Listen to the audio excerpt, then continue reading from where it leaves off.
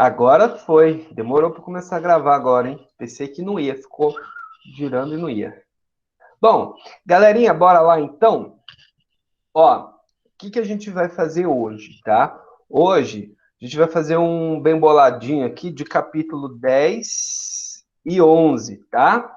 Hoje o meu objetivo com vocês é explicar alguns fenômenos que não tem ali na apostila, mas são importantes, tá?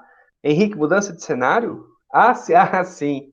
É que agora eu tô no quarto, porque é para ver se fica menos barulho de obra aqui do vizinho, entendeu? Tô aqui no escritório, que é onde eu deveria estar sempre, mas aqui é sempre muita bagunça. Tem violão, tem bateria, tem um monte de coisa aqui. Bom, qual página? Thales, meu querido, por enquanto eu quero só que você preste atenção nos slides, tá? Aí, quando for os exercícios, eu dou as páginas, porque a gente vai resolver exercício a partir da página 694. A partir da página 694 é onde serão os exercícios que faremos hoje, tá? Mas, por enquanto, você presta atenção aqui na aula, que eu vou mandar para vocês lá no grupo a tarefa e os slides, que são alguns fenômenos que são interessantes da gente trabalhar. São fáceis de se pensar, mas eu gosto de trabalhar sempre, porque vai começar a temporada desses fenômenos e vocês vão começar a ver na televisão, tal, na internet, e é legal vocês saberem por que está acontecendo. E quais são esses fenômenos? Tornados, furacões, tá? Beleza? Então, basicamente, vamos falar disso. Bom, podemos começar então? Podemos, né? Sim. Estão vendo aí? Fala para mim, Henrique, tá vendo? Clima e sociedade? Tô. Ótimo, obrigado. Então, vamos lá, galerinha. O primeiro fenômeno que eu vou trazer aqui para vocês, para a gente estudar, é o tal do furacão, né? O que é um furacão? Gente, um furacão, olha a palavrinha aqui, é uma zona ciclonal. Quem sabe me dizer, fala aí, abre o microfone e fala para mim, o que é um ciclone mesmo? Tem um olho só, né? Tem um olho só? Então, se eu for cego de um olho, eu sou um ciclone? Claro, Oi? claro, pô. É por causa que o olho do ciclone é grande, alguma coisa assim, não é? É mais ou menos, né? É que aí que tá a questão que eu queria que vocês pensassem. Quando a gente fala ciclone, você pensa no furacão, não é? Você pensa no negócio girando e o olho no meio, não é? Que é essa foto que vocês estão vendo aí. É, Vocês pensam? sim. Ah, é ciclope? Aí é Ciclope. meio perigoso, né? Aí, mas o ciclope tem dois olhos, né? Não, ciclope é o que tem um olho. Ciclope tem olho? Ciclope tem os dois, ele só usa o óculos, né?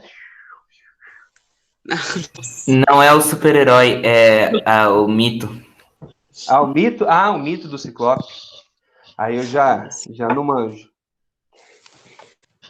Então, mas vamos voltar aqui ao ciclone, né? Quando eu falo ciclone, galera, o que você tem que lembrar? Ó, vou escrever aqui, ó, para vocês não esquecerem, tá? É o encontro de duas massas de ar? Quase, quase, Uma fria e uma quente? quase. Onde que elas se encontram? Olha aí no chat. Zona de baixa, exatamente. Então, a zona de baixa pressão é um ciclone. Então, quando você vê lá no previsão do tempo, o Bzinho, lembra que eu mostrei? Eu botei uma imagem aqui, deixa eu mostrar aqui para vocês de novo. Ó aqui, ó. Ciclone é uma zona de baixa pressão. Sacou? É isso. Ah, professor, mas só isso? Bem, só. Aí você tem o fenômeno, que é o furacão, que é uma baita zona de baixa pressão. É uma zona de baixa pressão violentíssima, tá? E é isso que a gente vai ver. Se ciclone é baixa pressão, o anticiclone é a zona de alta pressão. Beleza? Ó, alta pressão. Perguntas? Entenderam isso aqui? Não, né? De boa. Importante lembrar isso aqui, tá? Professor, Oi, minha querida, pode dizer. do ciclone vai pro furacão ou não tem nada a ver? Ah, tá, já vou te explicar isso, tá? Para você entender melhor. Então, quem que falou comigo, por favor? Que eu não consigo ver. Eu Maju. quem? Maju. Ah, tá. Maju, pensa comigo. Você entendeu que o ciclone é uma baixa pressão, né? Sim. Agora, olha aqui o que acontece no furacão. O furacão são zonas de baixa pressão que acontecem, tá? No mar, entendeu? E que tem essas características que estão escritas aqui, ó. Então, é quando o oceano está a mais de 27 graus Celsius, ou seja, ele está quente, tá? E você cria uma área extensa, tá? De centenas de quilômetros. Então, quando acontece um ciclone no oceano, se esse ciclone tiver ventos acima de 120 quilômetros por hora, geralmente eu vou chamá-lo do quê? Furacão. Esqueci de pôr a velocidade do vento, né? Mas geralmente o furacão aqui tem mais de 120 quilômetros por hora. Entendeu? Professor, Hum. e o tufão? Mesma coisa. Aí, o furacão, ele é chamado de furacão quando ele acontece no Atlântico, ele é chamado de tufão quando ele acontece lá no Pacífico e no Índico. Beleza? É a mesma coisa, muda o local. Só muda o local, mas é a mesma coisa. Tá? Diga, quem quer falar? Não? Então tá. Então, Professor, diga, meu querido. tipo assim, se a gente estiver no meio de um furacão, tipo, dentro dele, a gente vai ficar sem ar? Bom, se você estiver no meio, exatamente no meio, você está no olho do furacão. Tá vendo esse buraquinho aqui, ó? Tá vendo que eu estou circulando? Isso aqui é o olho. O olho é uma região, olha que louco, de calmaria de ventos. Se você estiver no meio do furacão, você está de boa, você não vai nem perceber que está tendo vento forte. Entendeu? Tipo, se tivesse uma zona morta lá dentro? Isso. Por isso que a gente chama de zona de calmaria. Por quê? Porque lá não tem vento forte. Pode ser. Lá é safe. Oi? Nada, lá é safe. As ideias de Henrique, mano. Mas se você estiver aqui assim, ó, na beirada dele, aí, meu amigo, aí são ventos bem fortes, pode ser bem fortes. Olha que louco, esse furacão aqui que eu estou mostrando aqui para vocês, que eu estou riscando, se você olhar bem a extensão dele, repara que ele é maior que a península inteira da Flórida aqui, ó. Compara o tamanho aqui da Flórida que eu estou circulando com o tamanho desse furacão aqui. Tá vendo? Então ele é gigante, gigante. Olha que louco essa imagem. Eu tenho este furacão, eu tenho outro furacão aqui que chegou no México e tem um terceiro vindo aqui, ó, se formando. Tá vendo? Ó? Isso é de 2017? Isso. São 3 furacões, é o Katia, o Irma e o José, né, que atingiram o América Central, Caribe e Estados Unidos. No caso desse furacão aqui, o do meio, esse que eu estou circulando agora, ele está exatamente em cima de Cuba durante essa imagem. Tá devastando Cuba, está devastando a Jamaica, o Haiti. Professor, Beleza? Oi. o senhor falou que tem uma época do ano em que é mais provável de ter furacões, terremotos. Esses Terremoto três não, furacão. Oi? Pode falar. Esses 3 foram nessa época do ano que é mais provável ou foram fora da época? Foram na época do ano, dentro da janela que a gente chama.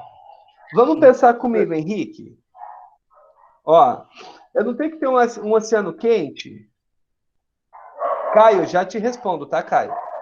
Para ter furacão, não tem que ter um oceano quente? Aham.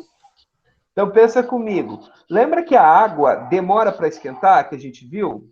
Sim, sim. Então, vamos supor que começou o verão em julho. Lá em julho começou o verão. Até o oceano esquentar, vai demorar um tempinho, entende? Um mês, por exemplo.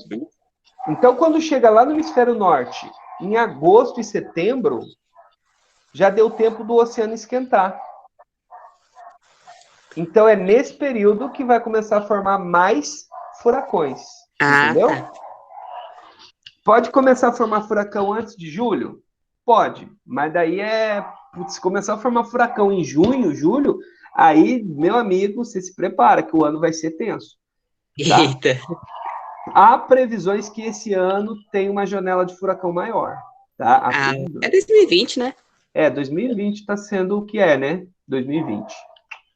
Bom, Professor, oi. tem como, tipo, um furacão se dividir? Não, já te explico. Deixa eu só responder o Caio, tá? Eu te explico. Ô, Caio, vamos lá. Na verdade, não é que só teve uma vez no Brasil. Teve condições de furacão em outras vezes. Só que o que acontece? Quando você olha o litoral brasileiro, ele é muito aberto. O que quer dizer ser muito aberto? A água está trocando com mais frequência, tá? Ela consegue se movimentar melhor. Se a água tem mais troca, ela troca mais energia, você concorda comigo que vai demorar, é mais difícil para essa água esquentar? Imagina o seguinte cenário: bota uma panela de água no fogo. Se você deixar essa água aí para esquentar paradinha, ela esquenta num tempo. Se você ficar mexendo a água, ela demora mais para esquentar. Por quê? Porque você está liberando calor. Cada vez que você mexe, você está trocando calor. Entendeu? Então o calor demora mais para acumular. Isso, para você entender, é o que acontece no Brasil. Como a gente tem um litoral muito aberto, totalmente oceânico, né? É mais difícil de formar condições para o oceano ficar na temperatura ideal para formar furacão. Mas pode acontecer sim, tá? Pode acontecer sim. Geralmente, para a gente, se acontecer, vai ser no começo do ano, tá? Que é onde está mais quente o oceano. Beleza? Agora, respondendo... Repete a pergunta, fazendo favor. Eu perguntei se tem como um furacão se dividir. Ah, é verdade. Assim, não é que ele se divide, né? Ele é formado daquele desenho que vocês estão vendo aí, tá vendo? Esse é o desenho do furacão, grandão. Com o tempo, conforme ele vai batendo no continente, tá? Deixa eu apagar aqui para rabisqueira. Conforme ele vai entrando no continente, você concorda comigo que vai perdendo a força? Por que ele vai perdendo a força? Porque ele é formado por água no oceano. Ele chega aqui no continente, não tem água. Então ele vai perdendo a força. Então ele vai reduzindo sua área de atuação. Mas se dividir em dois furacões, não. Você tem que ter uma outra zona de baixa pressão. Aí forma um novo furacão, que é o que vocês estão vendo aí na imagem. 3 furacões formados. Mas se juntar, ele pode, né? Tipo, se juntasse os três. Sabe por que não junta? É difícil? Porque são zonas de baixa pressão, entendeu? E aí, na verdade, eles estão em constante movimentação. Dificilmente vai ter duas zonas formadas juntas. Senão, na verdade, você vai ter, sempre tem que ter um ponto de pressão mais baixa que vai gerar o giro, entendeu? Ele não vai necessariamente se encontrar, entendeu? Entendi, obrigada. De nada. Beleza? Mais alguma pergunta aqui sobre furacão? Ou tufão, ou ciclone extratropical? O Não? tufão é mais forte ou mais fraco que o É a mesma coisa. furacão? É a mesma coisa, só muda o nome. É igual Zé e José, mesma coisa, entendeu? É o tufão da Avenida Brasil. Isso. Na verdade é igual a Pão e Paulo. Mesma coisa, só muda o país, né? Entendeu? Bom, e os tornados? Tornados, galera. Tornado é mais simples, é mais rápido, tá? Tornado, para ser bem sincero, é uma zona de baixa pressão também. O tornado, quando você olha o tornado, ele é uma zona ciclonal, né? Aqueles ventos girando forte. Cadê a foto do tornado? Eu tinha posto a foto do tornado aqui. Esqueci isso. Mas enfim, ele gira, é uma zona de baixa pressão, então zona ciclonal, só que o tornado é pequenininho, tá? O tornado vai ter metros. Dificilmente vai ter um tornado de quilômetro, entendeu? Dificilmente vai ter um tornado que vai ter 1 quilômetro de diâmetro, de raio ou diâmetro. Então ele é pequeno. Outra característica do tornado, ele é rápido, ele dura minutos, tá? Por isso que é difícil você ficar filmando o tornado. Ele forma, aí alguns minutos depois ele É mais, dissolve. Oi? Pode falar. é mais fácil ter tornado no Brasil, né? Porque o que é um Assim, do que tornado? furacão. Sim, tornado tem em qualquer lugar, é um redemoinho, é uma zona de baixa pressão pequena. Ele sim é um choque de massas de ar, tá? Então, olha aqui a imagem, olha o mapinha. Eu tenho uma massa de ar frio, eu peguei aqui dos Estados Unidos, que é onde tem os tornados mais violentos, né? Que a gente ouve falar mais. Eu tenho. Peraí, que tem uma mensagem aqui para mim, bem no meio do. Que eu acho que vocês não veem. Sai mensagenzinha daqui, que tá me atrapalhando. Ocultar. Pronto. Você tem uma massa de ar frio que vem lá do Polo Norte. Vem descendo aqui. E eu tenho uma massa de ar quente que vem aqui do Golfo. Que vem subindo. Elas se chocam. E aí eu crio uma frente violenta. E nesse choque, eu crio essas zoninhas de baixa pressão, que são esses furacões. Perdão, que são esses tornados. E por que cria esse corredor de tornado aqui nesses estados dos Estados Unidos? Porque aí são áreas mais planas. Então, o tornado está girando, se a área é bem plana, ele consegue ir sem barreira. Agora aqui no Brasil, você está andando, aí tem uma serra, ele bate no morro, ele vai desmanchar, entendeu? Então, o tornado ele precisa de um relevo mais plano para ele poder se propagar. Olha que interessante, não depende de uma massa de ar fria?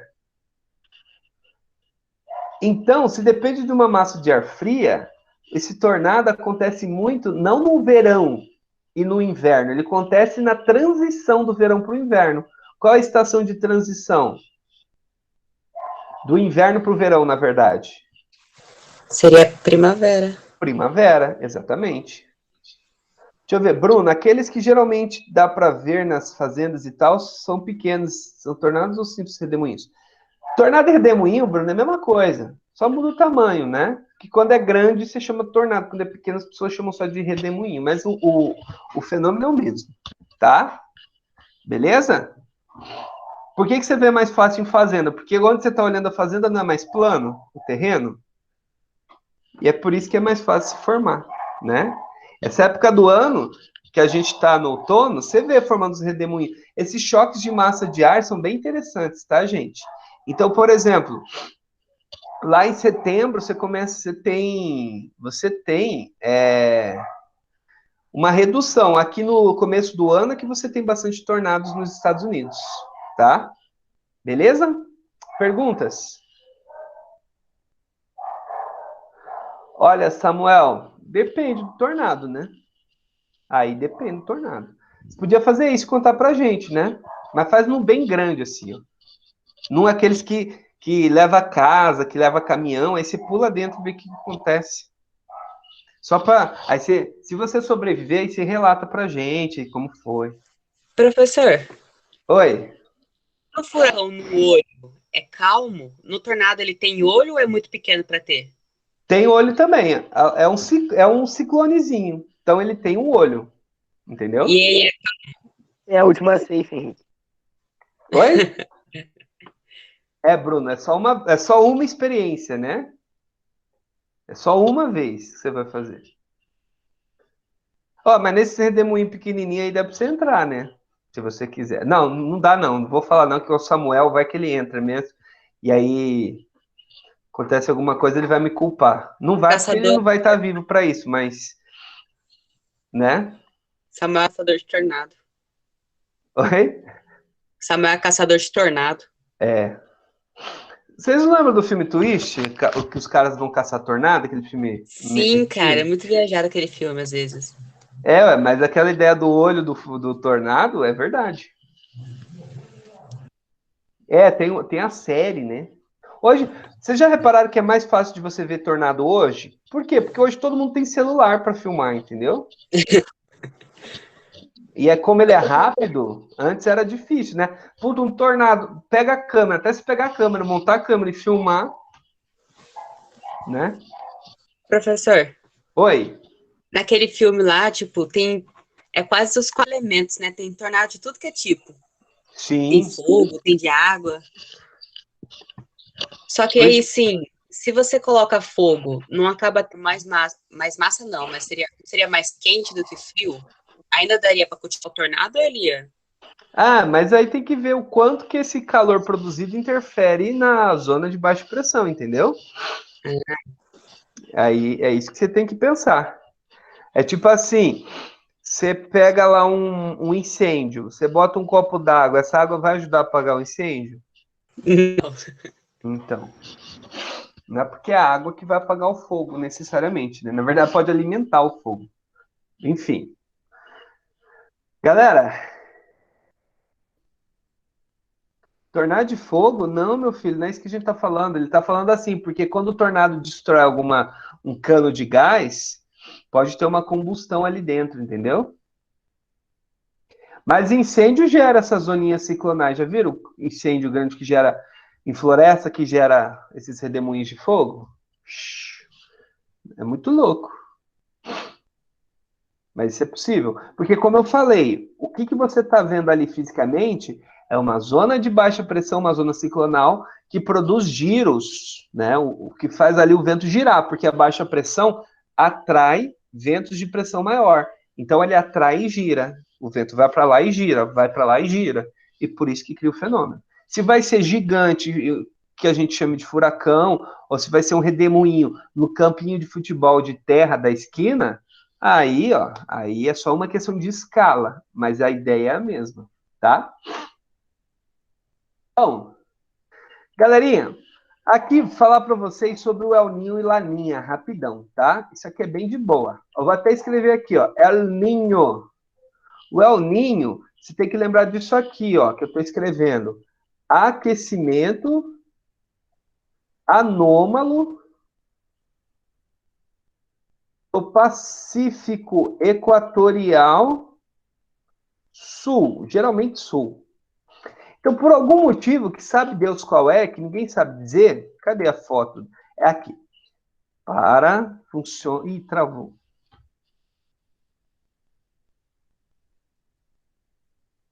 Vocês estão vendo a imagem ou travou para vocês?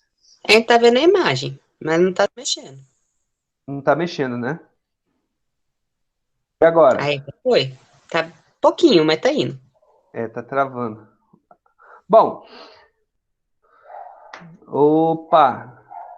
Maravilha, hein? Hoje tá uma benção isso aqui. É mais ou menos aqui, ó.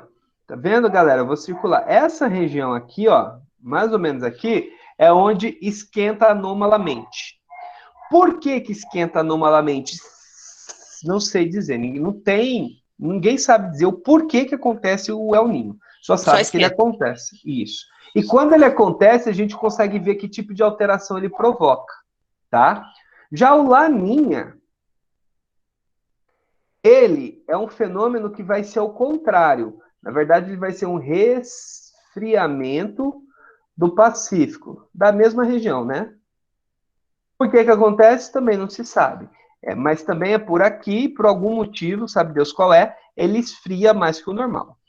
Bom, se eu não sei o porquê acontece, mas eu sei o que ele causa. E é aqui que vocês vão prestar atenção. Ó, quando eu tenho o El Niño, tá? Vamos falar do El Niño primeiro. Na Amazônia Oriental, o que ele vai produzir aqui? O aumento da seca. Na nossa região centro-oeste, ele pode provocar aumento das chuvas durante o verão, tá vendo? Ó? E elevação intensiva da temperatura, tá? Na segunda metade do ano, quando faz muito calor, tá? Isso só se for um El Niño muito forte. No Nordeste, aqui que é o problema maior, né? No Nordeste, onde a gente já tem uma seca acentuada, o El Niño provoca secas ainda mais severas no semiárido. Beleza? No Sudeste fica mais quente, ó. Aumento de temperaturas ou coordenação, tá duro. E também, né, pode aumentar as chuvas no verão. Certo? E no Sul, a lógica é muito parecida com a do Sudeste, tá? Aumento da chuva e onda de calor. O Laninha. O Laninha é o contrário. Por exemplo, o Laninha, no Nordeste, vai aumentar as chuvas, tá? No Sul, Sudeste e Centro-Oeste, o Laninha provoca intensificação de frente fria. Tem mais frente fria chegando, entendeu? Resumindo, Para o Nordeste, qual fenômeno é bom? Laninha? O Laninha. Então, quando tem Laninha no semiárido nordestino, é bom que chove mais, tá? Pro Sul, o Laninha não é legal, não. Nem o El Ninho, às vezes, não é bom nenhum, tá? Então, vai depender muito da região. Então, isso é estudado. Professor, tem como prever quando vai ter o El Ninho ou Laninha? Não, se eu não sei o que causa, eu não tenho como prever, tá? Mas tem indícios que vão demonstrando se pode ter ou não. Por exemplo, os caras vão medindo a temperatura do oceano. Aí eles começaram a medir agora no meio do ano. Por exemplo, aí eles percebem o seguinte, que a cada semana que mede, está aumentando um pouquinho a temperatura. 0,1 grau, 0,2, 0,2, vai aumentando. O que isso está indicando para a gente? Que vai ter um fenômeno, é o ninho, tá? Só que eles só podem dizer se vai ser o ninho quando chegar lá no final do ano e eles confirmarem o padrão de aumento da temperatura. Aí eles afirmam. Ou então é aleatório e a gente só sabe depois que acontece. Não sabemos se é aleatório, porque se eu não sei o porquê que causa, eu não sei se é aleatório, entendeu? Tá, mas a gente só vai saber depois que aconteceu. A gente só vai ter certeza durante e depois, tá? Ah, sim. Bom, o João Gabriel, mais ou menos, tá? Tem alninhos que aconteciam de 7 em 7 anos, tá? Então, você vai ler literatura, é até engraçado, assim. Os eventos podem acontecer no intervalo de 3 a 9 anos. Tem literatura que escreve assim. Aí de 3 a 9 anos, pô, é que você não sabe, né? Pô, pode acontecer de 3 em 3 ou de 9 em 9.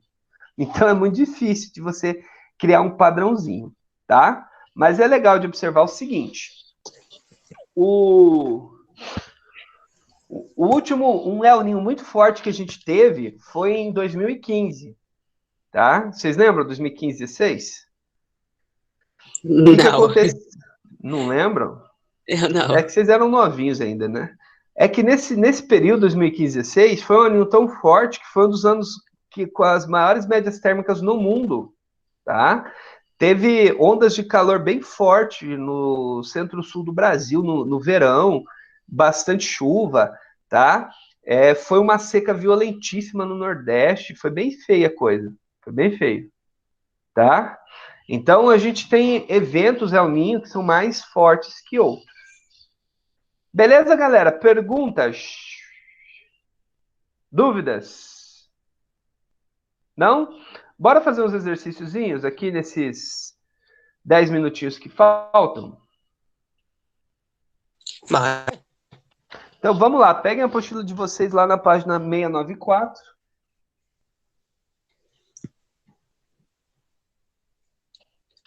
ô, professor, Oi, fala. quando acontece o El Ninho, Ah, o Laninha acontece depois? Ou demora também algum tempo? geralmente são eventos alternados, tem uma alternância. Mas como eu Tá. falei, eu não gosto de falar que tem uma regra, porque porque eu não tenho, entendeu? Então é melhor você não pensar como uma regra que tem que ser alternado, tá? Porque Beleza, aí. beleza. Pegaram aí, galerinha?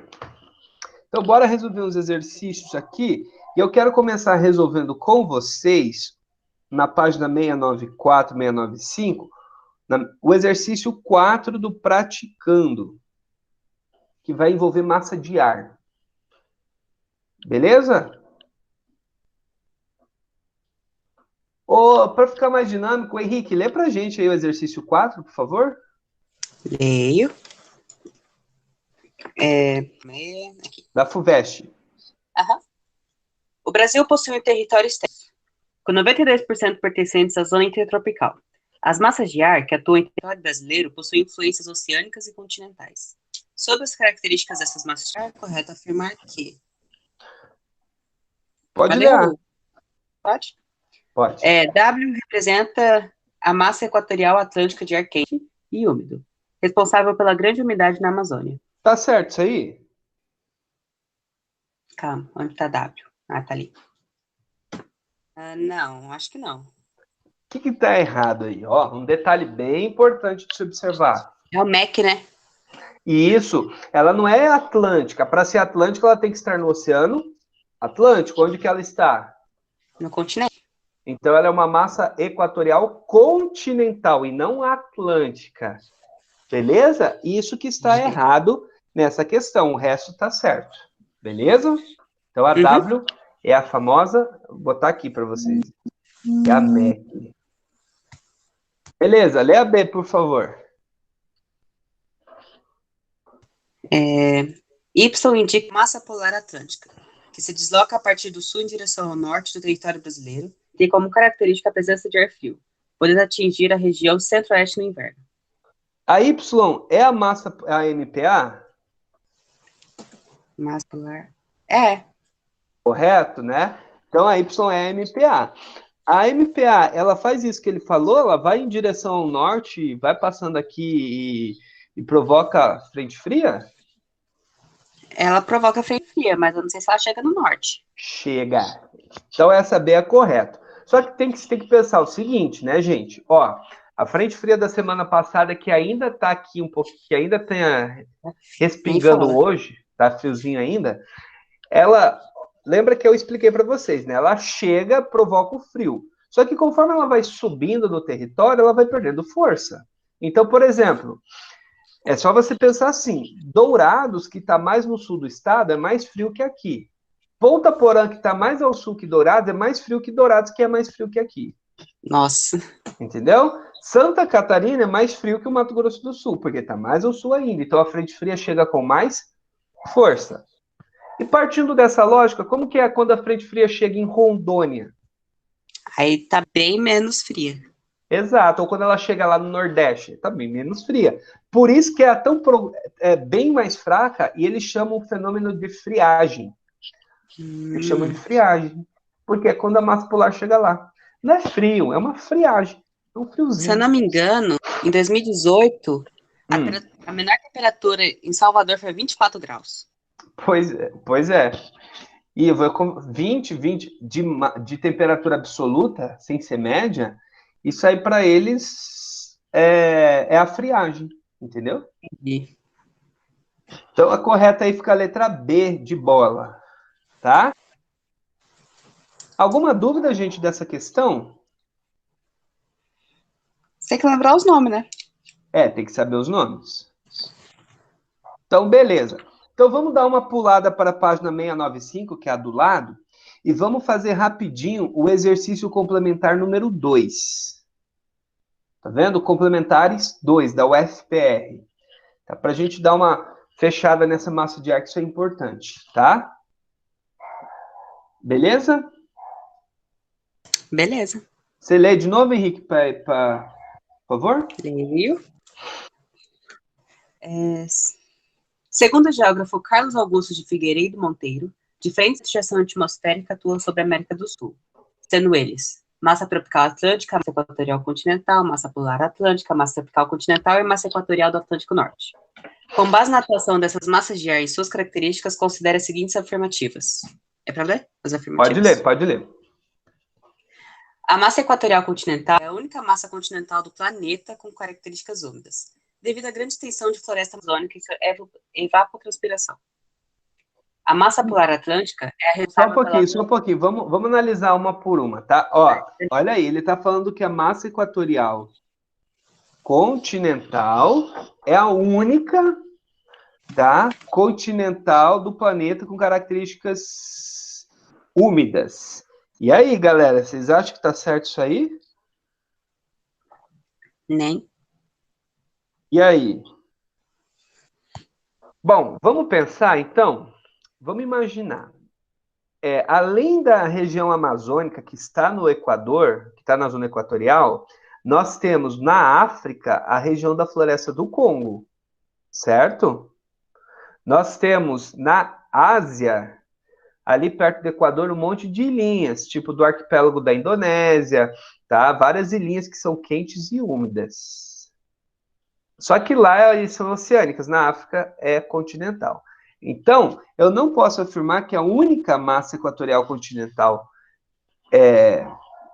que é úmida é a massa, a MEC, né, que é a massa amazônica. Então, você não pode afirmar isso. falando da América do Sul, estaria correto? Aí estaria correto. Se fosse da América, do continente americano. Aí sim seria correto. Bom? Pode ler a 2. A massa polar atlântica é responsável pelas ondas de frio que atingem o Brasil devido ao abastecimento polar proveniente do Ártico. E aí? Na Antártida? Antártico. Então tá certo essa 2? Não. Tá falso. Deixa eu marcar aqui no meu também, que senão depois eu me perco aqui. Eu não... Então, aqui, falso. 3, pode ler. A direção predominante dos ventos originados da massa tropical atlântica sobre a fachada sul do Brasil é de oeste. Eita, peraí. A direção predominante dos ventos originários da massa tropical atlântica sobre a fachada sul do Brasil é de oeste. Olha que legal isso aqui. Vamos dar uma recordada nessa parada aqui, ó. Isso aqui é importante. Ó. Deixa eu compartilhar a imagem de novo. Olha aí na tela, está aqui, ó.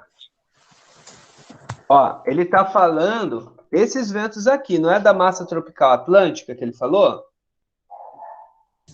A massa tropical atlântica vem daqui para cá, não é?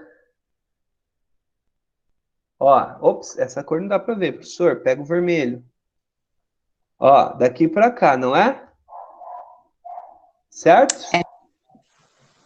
Então, na verdade, a massa tropical atlântica, ela representa os ventos alísios. Beleza? Representa os ventos alísios. E os ventos alísios aqui, eles têm a direção do sudeste, tá? E não de oeste. Olha o sentido aqui dos ventos de oeste aqui embaixo. Tá vendo? Esses são os ventos de oeste. Então, tá certo essa afirmativa? Peraí, como assim eles são os ventos do oeste? Eu não entendi essa aí. Olha o nome desses ventos, ó. Ventos de oeste, que vão... Ah, tá. O nome do vento geralmente é a origem dele, tá? Ah, tá. Tá vendo? Tá bom. Então tá errado, né? Então é uma afirmativa errada. Beleza?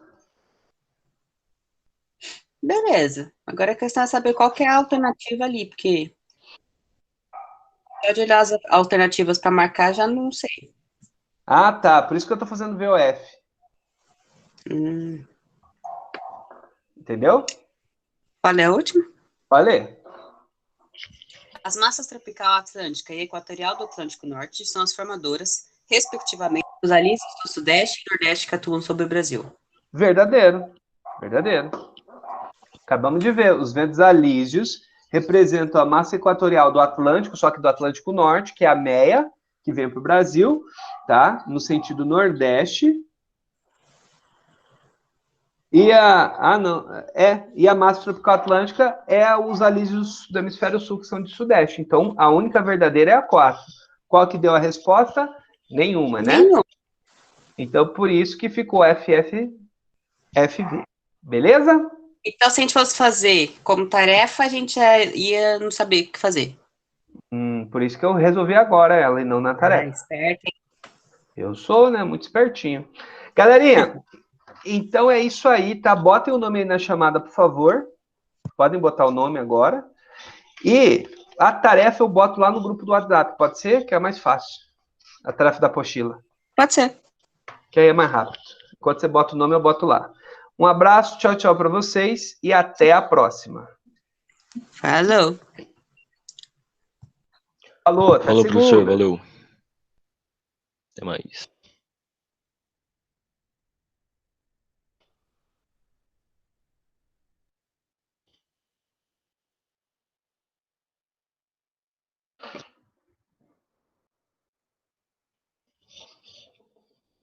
Tchau. Não esqueça o nome aí, hein, gente?